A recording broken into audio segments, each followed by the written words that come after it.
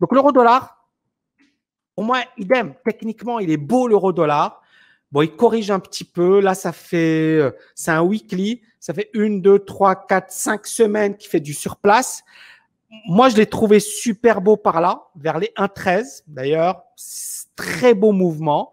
On a tapé les 1,20. Alors, ça fait quand même un beau mouvement.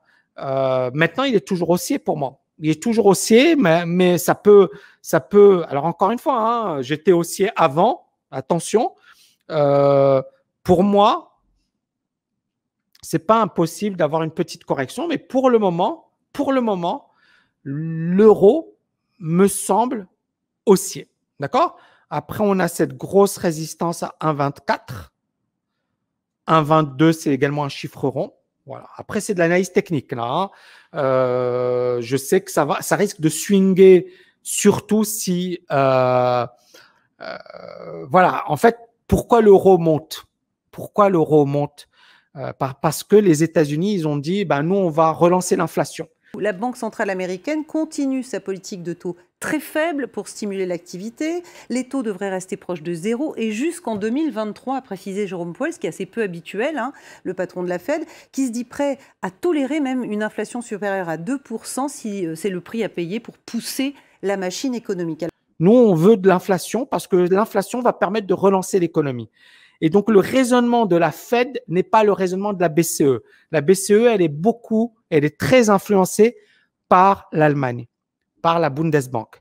Et les Allemands ont la hantise de l'inflation parce qu'ils ont vécu une hyperinflation. Et donc, les Allemands sont anti-inflation. Alors que la Fed, la Réserve fédérale américaine, c'est-à-dire la Banque centrale américaine, est bien plus pragmatique. Et donc, pour eux, il n'y a pas de souci. Ils veulent relancer l'inflation. Donc, on voit bien deux écoles. Et c'est ce qui explique pourquoi l'euro monte. L'euro monte parce que aux États-Unis, l'inflation. Et l'inflation, ça veut dire quoi? Ça veut dire que comme les taux d'intérêt sont faibles aux États-Unis, avec de l'inflation, les taux d'intérêt seront négatifs. Et donc, il vaut mieux placer son argent en Europe. C'est un arbitrage. C'est les gros fonds, d'accord? Ils se disent, OK, est-ce que je vais placer mon argent aux États-Unis ou est-ce que je vais placer mon argent en Europe? C'est comme ça que ça se passe, hein? Et comme ils voient que le dollar, la Fed est pour l'inflation et que les taux d'intérêt risquent d'être négatifs et que les rendements risquent d'être moins intéressants qu'en Europe, c'est ce qui fait monter l'euro. Donc, si la Fed continue sa politique, ça peut pousser l'euro à la hausse. Malvenu pour d'autres devises ou d'autres gouvernements de jouer à la baisse leur propre devise. Je vous vois venir. On a eu dans le passé, Donald Trump, une administration américaine qui faisait l'éloge du dollar faible. Ouais. Bon, ça c'est évidemment absolument anormal, impensable. Ce qui est clair, c'est que ça ne va pas dans le sens de la politique qui est poursuivie, qui consiste à avoir une inflation en ligne avec la définition de la stabilité des prix, et bien entendu à avoir une croissance aussi robuste que possible. Donc on aurait le facteur technique, techniquement c'est beau, plus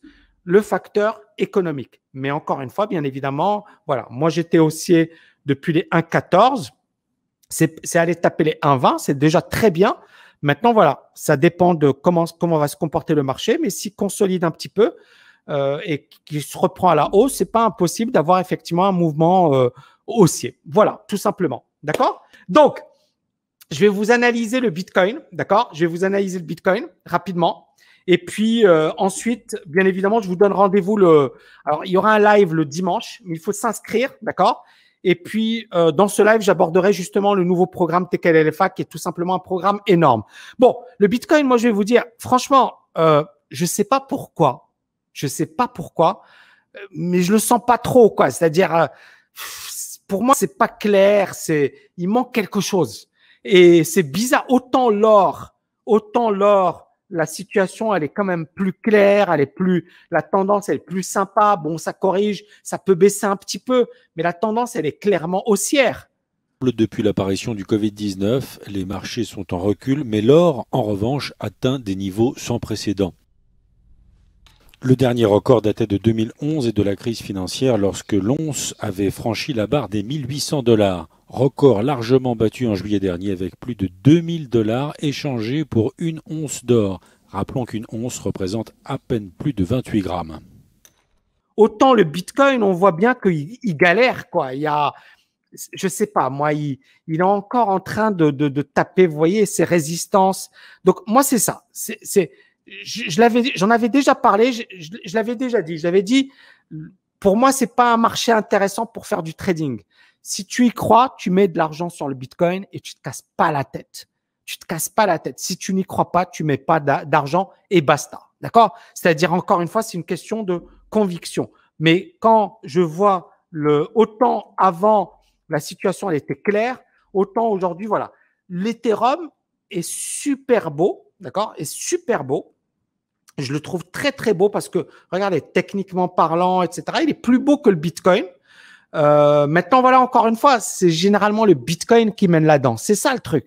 C'est le Bitcoin qui mène la danse. Donc, c'est le seul bémol par rapport à l'Ethereum. Si le Bitcoin était beau, j'aurais dit, ouais, l'Ethereum est également sympa. Parce que franchement, techniquement, je le trouve super beau. Moi, je le trouve super beau, l'Ethereum.